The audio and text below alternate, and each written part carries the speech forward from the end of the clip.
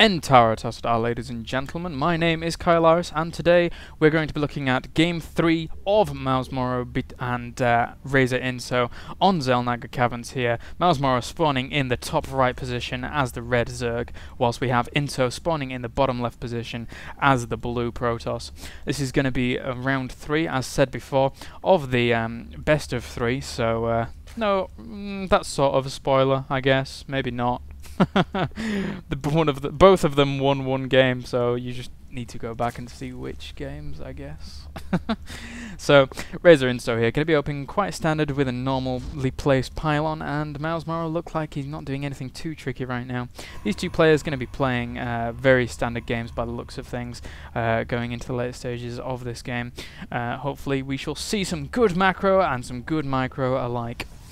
So, whilst this game is getting geared up, I just wanted to point out that I do indeed offer coaching lessons for Protoss players between Platinum and Bronze. I had my few coaching lessons yesterday and this morning, and they went extremely well from what I can tell, so that is good.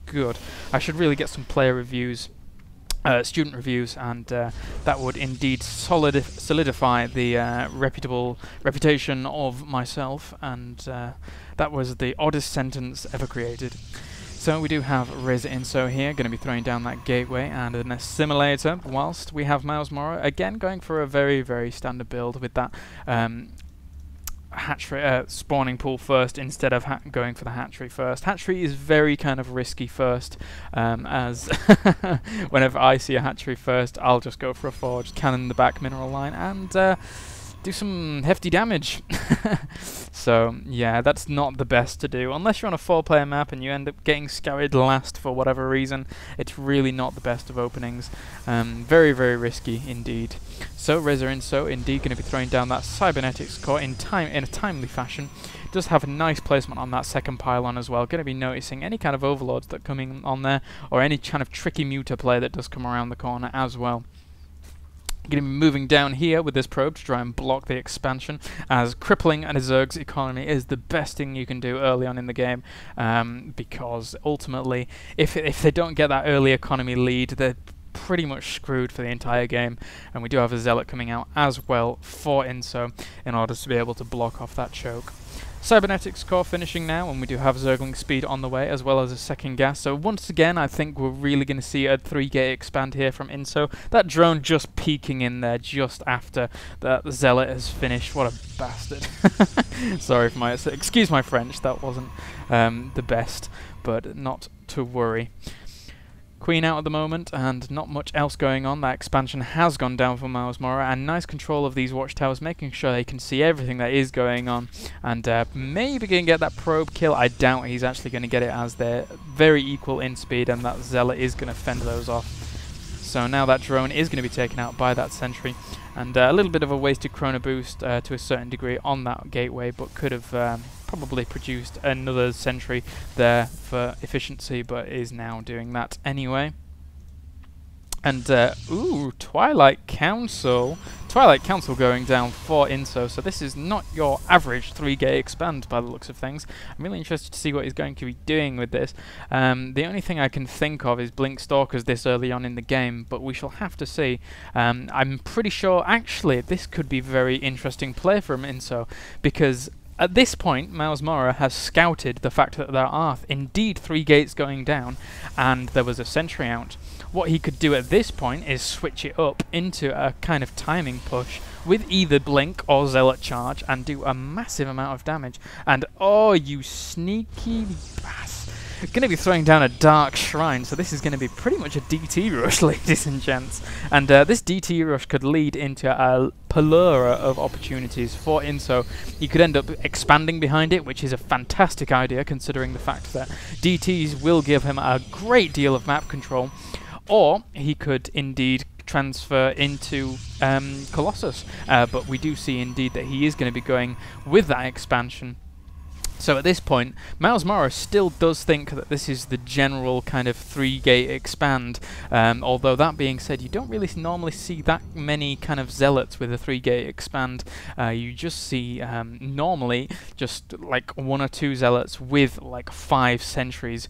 So mouzMorroW at this point probably going to be thinking, where has all of INSO's gas gone? He did scout the fact that there are 2 gas geysers here, and is going to be fully aware that there is not enough gas here to actually support, to actually kind of consolidate for the fact that he does have those 2 gas geysers. So he's going to be throwing a forge down now, but at the same time there's going to be a run by going around the corner here for mouzMorroW. A really nice use of these Zerglings. If they did get up into the main, then they could do a significant amount, considering the fact that he would see the Dark Templar Shrine, and he is going to be trying to pick away at this Nexus, but at the same time 3 Dark Templar making their way across the map, and oh no, the layer is just morphing in, so he's going to have to really do something about these DTs as quickly as possible. Nice blocking with that pylon there, just making sure that these Zerglings can't get up, but the Zerglings did force the cancel on the Nexus, but at the same time these DTs are now in the base of mouzMorroW. That layer is almost finished, so he really needs to morph in an Overseer as soon as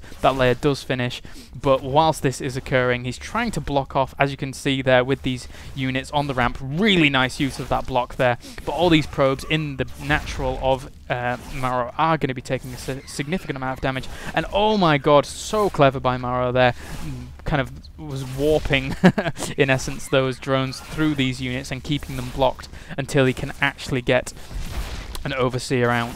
So that Overseer is morphing in and is going to be coming down here in due time, as you can see, and these units are going to be able to deal effectively with those Dark Templar. But in essence, this is such a clever opening from INSO. He's really kind of piling on pressure whilst expanding behind it, and as Day9 pointed out, Mickey Mouse there doing his thing with these gateways and Nexus. I'm going to be throwing down a few photon cannons as well in order to secure this position. So the income of mouzMorroW there really disrupted, as you can see on the unit on the income tab. He does, oh my god, he's still ahead in harvesters though, so a lot of kind of the economy of INSO was invested in that push, and now he's really going to need to catch up with the probe production, which he can do by chrono boosting these Nexus, and indeed he is chrono boosting as best he can. Going to be warping in these warp gates, and going back to the production tab now, we do have a few spore crawlers out in order to act as detection. Fantastic transitions here from mouzMorroW, and he does have +1 ranged weapons on the way, and he's gearing up to take this gold expansion, and another Dark Templar coming in here, preventing those rocks from going down, and they're going to be picking away at these rocks, and this Dark Templar just going to be scooting around here to see if there is actually an expansion here, but going to be unsuccessful. So INSO looks like he's going to be transferring into some kind of robo-tech, and no doubt we're going to see a robo-bay go down eventually for INSO, and we do have burrow as well as tunneling claws on the way for mouzMorroW, and an expansion has gone down at the gold, but this is pretty much going to be denied. No, it's not, as there is an Overseer here, and these roaches and Zerglings do deal with that effectively. Oof.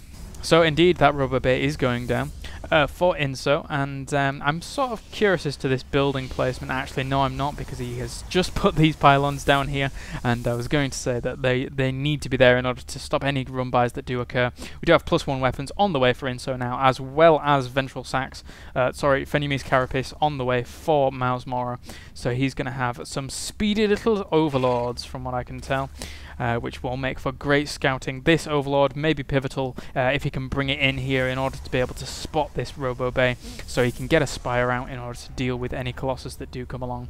One Immortal now out, but Burrow and Tunneling Claws have almost finished for mouzMorroW, although this cannon will provide him vision, so he'll be in a fine position, placing pylons on his perimeter here just to kind of alert him of any incoming attacks that do come in just a little bit faster than previously stated.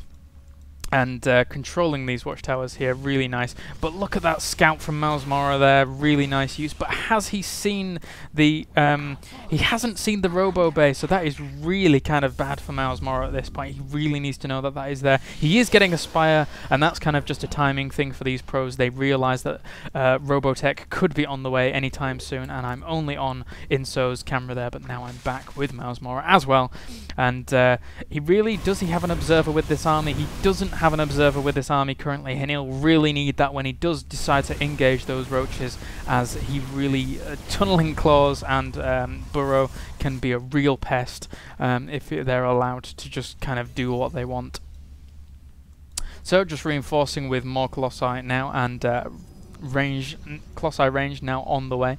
We do have Roach Speed on the way before actually coming after even Tunneling Claws and Burrow, so that's quite interesting. Normally you do see Zerg players going for that speed before those, and going to be making a push up here. This is a really scary force, especially if you, oh my god, really nice force fields there, denying all those roaches in the back any kind of shots. Oh, almost picking off that Colossus there as well. Nice use of this Guardian Shield, and those force fields were absolutely perfect for Inso at this point. He just really needs to get a few more good force fields off, and he does indeed have an observer here as well, so this burrow is going to be absolutely pointless. They do indeed burrow, but it's of no use whatsoever. A mouzMorroW here in a really bad spot. This death ball is very, very scary, and I'm getting a phone call, so I'll be right back.